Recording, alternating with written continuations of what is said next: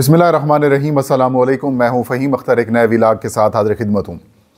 नाज़रीन, आज एक बार फिर हुकूमत और इस्टेब्लिशमेंट की जानिब से मौलाना फजलुर रहमान के साथ रब्ता किया गया है।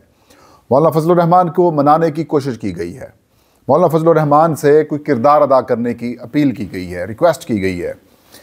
इस वक्त इस्लामाबाद में चल क्या रहा है, इस्लामाबाद के अंदर खिचड़ी क्या पक रही है, क्या कोशिशें की जा रही हैं मामलात को बेहतर करने के लिए, अंदर की खबरें क्या हैं। मौलाना फजलुर रहमान से फैसल वाडा और राना सनाउल्लाह ने अलग अलग मुलाकातें की हैं, राब्ता करने की कोशिश की गई है, हाई लेवल के ऊपर मामलात बेहतर करने की कोशिश की गई है। इसके अलावा तहरीक इंसाफ ने एक बड़ा फैसला किया है। इमरान खान साहब की हिदायत के ऊपर जो सानिया 26 नवंबर है, उसके ऊपर एक अहम स्टेप लिया गया है, जो कि जिसे आप कह सकते हैं कि जुज़वी तौर पर इमरान खान की हिदायत के ऊपर अमल दरामद शुरू हो चुका है।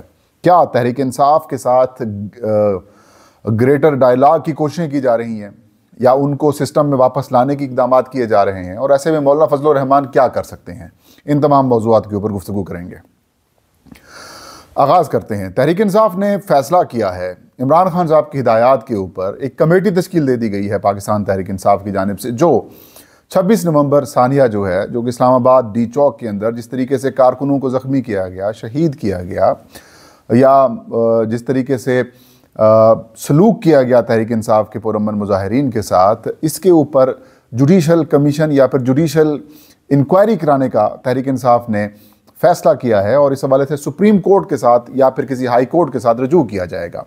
तहरीक इंसाफ की सीनियर लीडरशिप के ऊपर मुश्तमिल एक कमेटी बनाई गई है, जिसके अंदर वकला भी हैं, पीटीआई के पॉलिटिशियंस भी हैं। वो इस सारे प्रोसेस को लीड करेंगे, और एक दरख्वास्त तैयार की जा रही है, और इस दरख्वास्त में सुप्रीम कोर्ट से या फिर किसी हाई कोर्ट से रजू किया जाएगा। इसके साथ साथ जो तहरीक इंसाफ के वर्कर्स मुबैना तौर पर गायब हैं, उनकी बाजियाबी से मुतालिक भी इक़दामात किए जाएंगे। और इतलात ये सामने आ रही हैं कि FIRs की भी दरख्वास्तें अलग अलग दायर की जाएंगी। इन तमाम तर मामलात के ऊपर इस वक्त तहरीक इंसाफ काम कर रही है, देर आयद दुरुस्त आयद, लेकिन फौजदारी मामलात के अंदर ताख़ीर नहीं की जानी चाहिए। जो मुद्दई होता है उसको प्रोएक्टिवली किरदार अदा करना होता है, काम करना होता है। और एक बड़ा सानिया आपके साथ हुआ, तहरीक इंसाफ के साथ एक बड़ा सानिया हुआ, लेकिन बदकिस्मती से जो तहरीक इंसाफ की जो लीडरशिप है उसने मुजरमाना किस्म की गफलत का मुजाहरा किया। इमरान खान साहब की क्लियर हिदायत इंस्ट्रक्शंस के बावजूद भी ताख़ीर की गई, और पता नहीं ताख़ीर की वजूहात क्या हैं।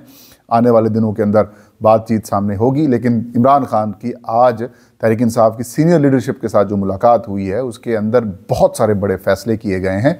और उनमें एक फ़ैसला ये है कि जो कमेटी तश्कील दी गई है जिसने मुज़ाकरात करने हैं, उनमें बैरिस्टर गौहर जो कि चेयरमैन है पाकिस्तान तहरीक इंसाफ, उनका नाम शामिल नहीं किया गया।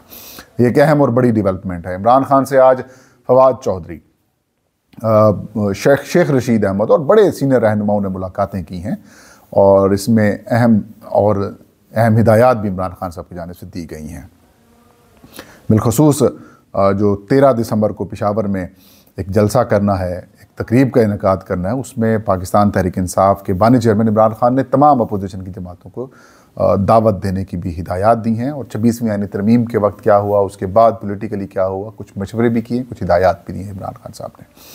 अब आते हैं जो मेन स्टोरी है। वो मेन स्टोरी ये है कि जिस तरह मैंने रात आपको अपने व्लॉग के अंदर बताया था कि जो मदारिस रजिस्ट्रेशन एक्ट है या फिर सोसाइटीज़ रजिस्ट्रेशन तरमीमी एक्ट में तरमीम से मुतालिक एक बिल था, जिसे सदर पाकिस्तान की जानिब से मंजूरी नहीं दी जा रही, और इस वजह से तहरीक इंसाफ JOI जमात उलमा इस्लाम और हुकूमत और इस्टेब्लिशमेंट आमने सामने हैं। मौलाना फजलुर रहमान नाराज़ हैं। तो आज अचानक एक खबर आती है कि जो फैसल वाडा हैं, जिनके बारे में ये क्लेम किया जाता है, ये बताया जाता है कि ये हमारी इस्टेब्लिशमेंट के अनाउंस्ड किस्म के तर्जमान हैं, और वो मुसलसल वही बातें करते हैं जो बाद में बदकिस्मती से या खुशकिस्मती से दुरुस्त साबित होती हैं।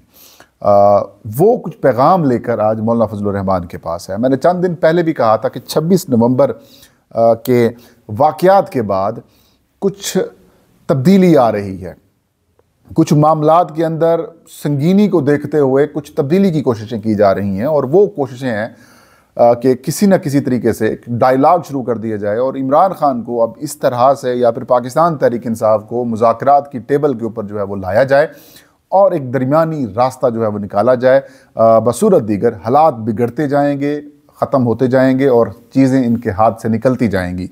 एक नारा लगाया उन्होंने, फैसल वाडा ने पहले लगाया था कि मैं इमरान खान साहब की जान बचाने के लिए अब मेरा वो मिशन है, मैं इमरान खान साहब की जान जो है वो बचाऊंगा और इमरान खान को जो पीटीआई के अंदर जो इस वक्त मौजूद हैं, कुछ हवारी उनका नाम दिया था, उनसे बचाऊंगा। फिर फैसल वाडा की बिलावल भुट्टो जरदारी से मुलाकात होती है। बिलावल भुट्टो जरदारी से मुलाकात के बाद फैसल वाडा आज मौलाना फजलुर रहमान से मुलाकात करते हैं।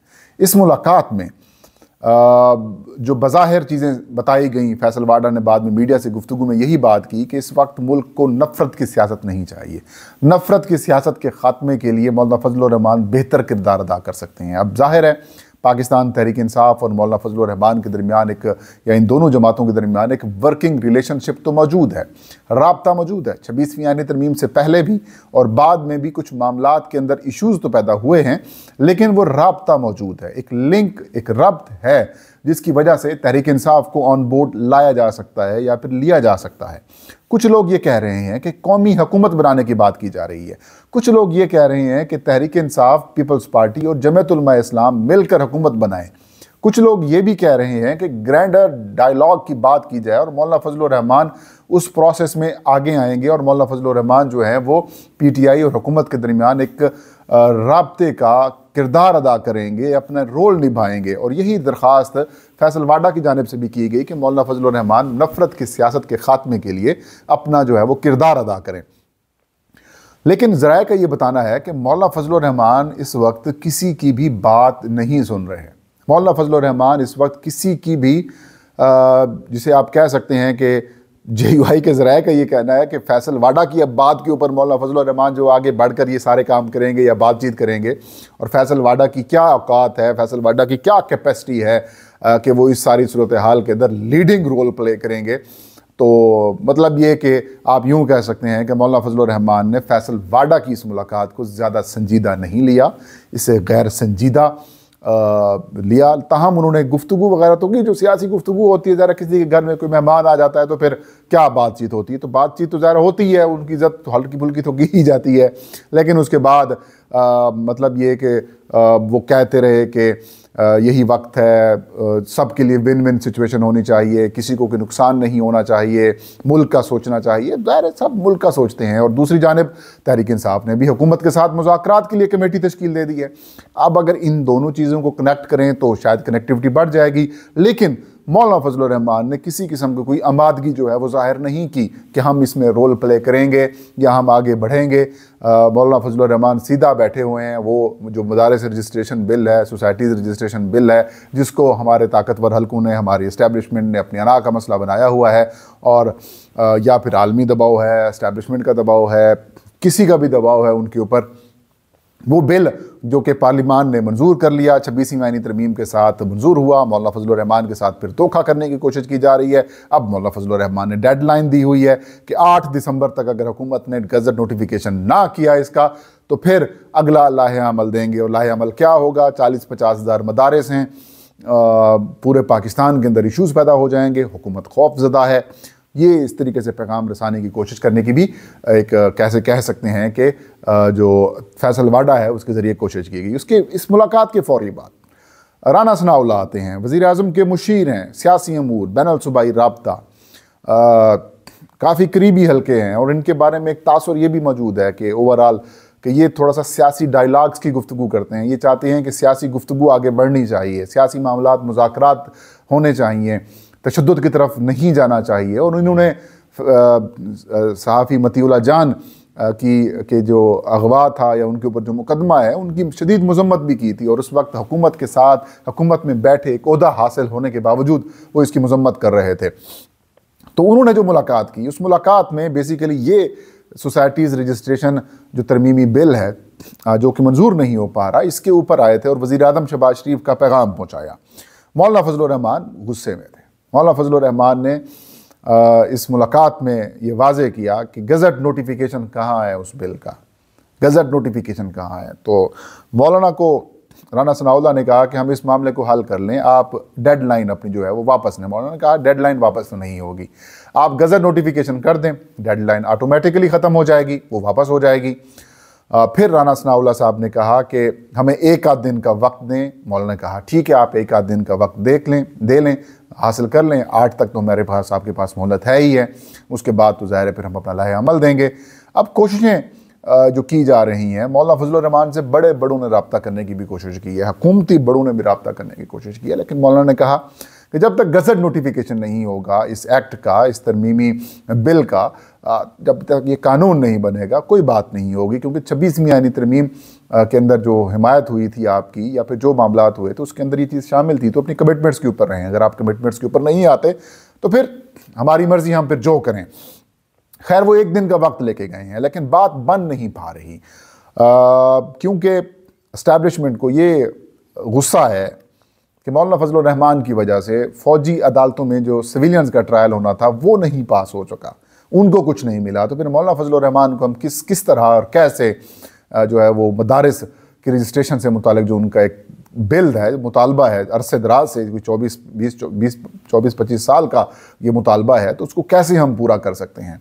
तो इस वक्त गेम बनी हुई है। अंदर की खबरें ये हैं कि कुछ ऑप्शन ज़ेरे गौर हैं कि कौमी हुकूमत बना दें, ये कर दें, PTI के साथ ग्रैंडर डायलॉग्स आ जाएं, लेकिन वो सारा कुछ अगर होना भी है तो वो वाया मौलाना फजलुर रहमान होता है। और मौलाना फजलुर रहमान जब तक उनको सोसाइटीज़ रजिस्ट्रेशन बिल या मदारस रजिस्ट्रेशन वाला मामला नहीं होता, तब तक बात आगे नहीं बन पा रही। लेकिन कुछ बैकडोर इक़दाम चल रहे हैं, लेकिन ये एक कन्फर्म है कि जो बातें मौलाना को कही गई हैं उसमें कौमी हुकूमत वाली कहानी नहीं है, पीपल्स पार्टी JUI और PTI के साथ मिलकर हुकूमत बनाने वाली कहानी भी नहीं है। उसके अंदर ग्रैंडर डायलॉग्स हैं, और वो इस वजह से हो रहे हैं कि जो 26 नवंबर को जो कुछ हुआ वो एक की तहरीक की शक्ल इख्तियार ना कर जाए, फिर किसी को रिज़ाइन ना करना पड़ जाए, या फिर जो अमेरिका का जो प्रेशर आएगा ट्रंप के आने के बाद, या अभी से जो इंटरनेशनली या फिर जो डिप्लोमेटिक प्रेशर आ रहा है, कहीं उससे फंस ना जाएं, हालात ना ख़राब हो जाएं। तो ये सारी चीज़ें उस असर को ज़ायल करने की कोशिशें की जा रही हैं कि तहरीक इंसाफ एक मैसिव मूवमेंट ना चलाए, मुल्क भर के अंदर हालात ख़राब ना हो जाएं, इससे पहले डायलॉग्स का लॉलीपॉप देकर मामलात को कूल डाउन किया जाए। बाद में होना वही है जो इस वक्त हो रहा है। ये था आज का व्लॉग। फ़हीम अख्तर को इजाज़त दीजिए। अल्लाह हाफ़िज़।